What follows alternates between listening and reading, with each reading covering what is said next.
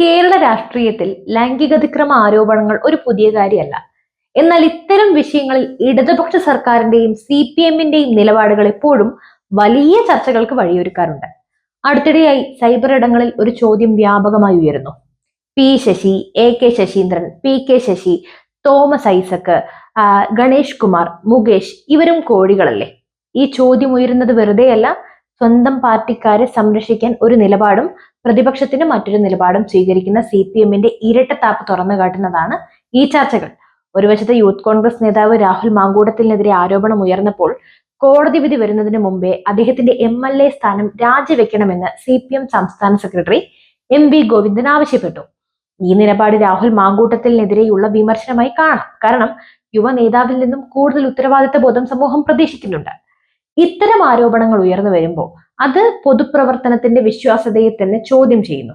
എന്നാൽ മറുവശത്ത് സ്വന്തം പാർട്ടിക്കാരനായ മുകേഷ് MLA-ക്കെതിരെ സമാനമായ ആരോപണങ്ങളൊക്കെ ഉയർന്നപ്പോൾ കോടതി വിധി വരുന്നത് വരെ മുകേഷ് കുറ്റക്കാരനല്ല എന്ന നിലപാടാണ് പാർട്ടി സ്വീകരിച്ചത്. ഇരട്ടത്താപ്പിന്റെ ഇതിലും വലിയ ഉദാഹരണം ഇനി വേണോ? ഗണേഷ് കുമാർ, മുകേഷ്, PK ശശി തുടങ്ങിയവർക്കെതിരെ ഉയർന്ന ആരോപണങ്ങൾ പരിശോധിച്ചാൽ CPM-ന്റെ ഈ നിലപാട് കൂടുതലൊന്ന് വ്യക്തമാക്കാം. KB ഗണേഷ് കുമാറിന്റെ കാര്യത്തിൽ 2013 സോളാർ കേസുമായി ബന്ധപ്പെട്ട് ലൈംഗികതിക്രമ ആരോപണം ഉയർന്നപ്പോൾ അത് പണത്തിനു വേണ്ടിയുള്ള ഗൂഢാലോചനയാണെന്ന് കണ്ടെത്തി അദ്ദേഹത്തെ രക്ഷിച്ചത് പാർട്ടിയുടെ പിന്തുണയിലാണ്. അതുപോലെ 2011 ഗാർഹിക പീഡന പരാതി ഉയർന്നപ്പോൾ മന്ത്രിസ്ഥാനം രാജിവെച്ചെങ്കിലും പിന്നീട് അതേ പദവിയിൽ തിരിച്ചെത്തി. നടനും കൊല്ലം MLA-യുമായ മുകേഷിന്റെ കാര്യത്തിലും സ്ഥിതി വ്യത്യസ്തമായിരുന്നില്ല. 2024 2 നടിമാർ അദ്ദേഹത്തിനെതിരെ ഗുരുതരമായി ലൈംഗികതിക്രമ പരാതികൾ നൽകി.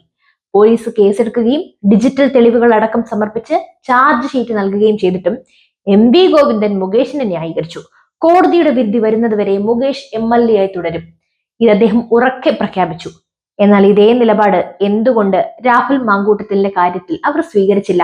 നമ്മളിവിടെ ന്യായീകരിക്കുന്നില്ല, രണ്ടുപേരും കണക്കാണ്. 2018 ഷൊർണൂർ MLA ആയിരുന്ന PK ശശിക്കെതിരെ DYFI വനിതാ നേതാവ് ലൈംഗികതിക്രമ പരാതി നൽകിയപ്പോൾ പോലീസ് കേസെടുക്കുന്നതിന് പകരം പാർട്ടി ആഭ്യന്തര അന്വേഷണ കമ്മിറ്റി നിയോഗിക്കുകയാണ് ചെയ്തത്. ഒടുവിൽ യുവതിയോട് അനുചിതമായി സംസാരിച്ചു എന്ന് മാത്രം കണ്ടെത്തി 6 മാസത്തെ സസ്പെൻഷൻ എന്ന ലഘുവായ ശിക്ഷ നൽകി പാർട്ടി ഈ പ്രശ്നം ഒതുക്കി. MLA പദവിക്ക് യാതൊരു കോട്ടവും സംഭവിച്ചില്ല.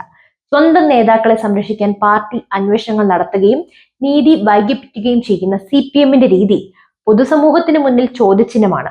അതേസമയം പ്രതിപക്ഷ നേതാക്കൾക്കെതിരെ സമാനമായ ആരോപണങ്ങൾ ഉയർന്നാൽ അവരെ വേട്ടയാടാൻ ഈ ആരോപണങ്ങൾ ഉപയോഗിക്കുകയും ചെയ്യുന്നു.